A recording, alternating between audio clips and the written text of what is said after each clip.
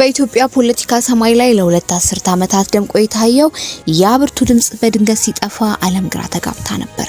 በሚስጥር የተያዘው የህመም ጉዞ በመጨረሻ በመላው ዓለም መነጋገሪያ የሆነው የሚኒስትሩ ህልፈት ዛሬ የቀድሞውን ጠቅላይ ሚኒስተር መለስ ዜናዊ የመጨረሻ ቀናት የታሪክ አሻራቸውን ወደ ኋላ ቃኝተን እናስታውሳቸዋለን።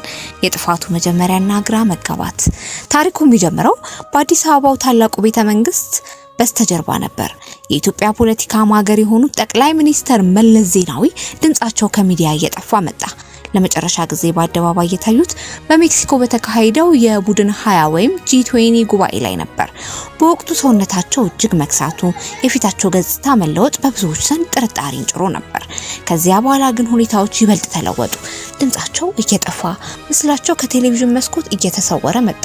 ይባስ ብሎ በአዲስ አበባ በተካሄደው የአፍሪካ ህብረት ጉባኤ ላይ ወንበራቸው ባዶ ሆኖ መታየቱ ጠቅላይ ሚኒስትሩ የት ገቡ የሚለውን ጥያቄ የዓለም መገናኛ ብዙሃን መነጋገሪያ ያደረገው።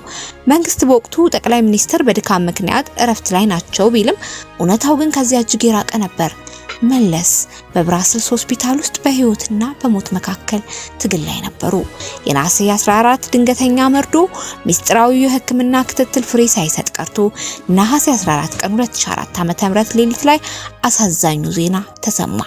የኢትዮጵያ ሬዲዮና ቴሌቪዥን ጋዜጠኛ ተመስገን በየነ ጠቅላይ ሚኒስትሩ አረፉ ሲል በአገር አቀፍ ደረጃ አበሰረ።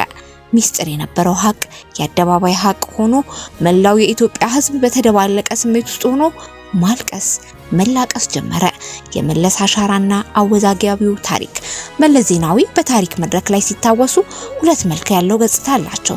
በአንድ በኩል ሀገሪቱን ከረሃብ ከድህነት አዘቅት ለማውጣት የልማታዊ መንግስት ፍልስፍና ቀርጸው እንደ ታላቅ የህዳሴ ግድብ ያሉ ግዙፍ ፕሮጀክቶችን ያስጀመሩ ብርቱ መሪ ተደርገው ይወደሳሉ። በዓለም አቀፍ መድረክም የአፍሪካን ድምጽ በመሆን በአየር ንብረት ለውጥ በሰላም ማስከበር ረገድ የማይናቅ ሚና ተጫውተዋል።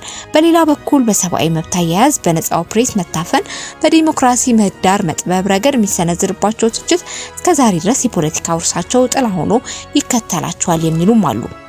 ንግግራቸው ረቂቅ፣ በምጸት የታጀበ ነበር።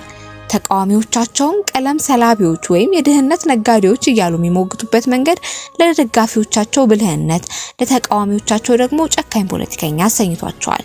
የዓለም መሪዎች ምስክርነት መሪው ሞት ሲሰማ የዓለም መሪዎች በሐዘን መግለጫ አጥለቀለቁት። የወቅቱ የአሜሪካ ፕሬዝዳንት ባራክ ኦባማ መለስን ለኢትዮጵያ ልማትና ለአፍሪካ ሰላም ማይተካ አስተዋጽኦ ያበረከቱ መሪ ሲሉ ገልጸዋቸዋል። የቀድሞው የደቡብ አፍሪካ ፕሬዝዳንት ጃኮብ ዙማ ደግሞ የአፍሪካ ህዳሴ አፍሪካን ሬኔሳንስ አርክቴክት በማለት አወድሷቸዋል። ቢቢሲና አልጀዚራም የአፍሪካው ጠንካራ ሰው ማለፍ በሚሉ ርዕሶች ዘግበውታል። ታሪክ በመለስ ዜናዊ ላይ ሁለት መልክ ያለው ብይን ሰጥቶ አልፏል። በአንድ በኩል ሀገሪቱ ወደ ተሻለ ኢኮኖሚ የመሩ ራዕይ ሰናቂ መሪ፣ በሌላ በኩል ደግሞ ለዛሬው የብሔር ፖለቲካ መነሻ የሆኑን ፖለቲካ መጋረጃ የቀደዱ መሪ ተብለው ይታወሳሉ።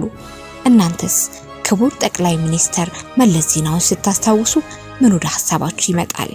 ምን ይሰማችኋል? ሐሳባችሁን በኮሜንት ላይ አጋሩን። ለተጨማሪ የታሪክ ትረካዎች ቻናላችንን ሰብስክራይብ ማድረጋችሁን እንዳትረሱ።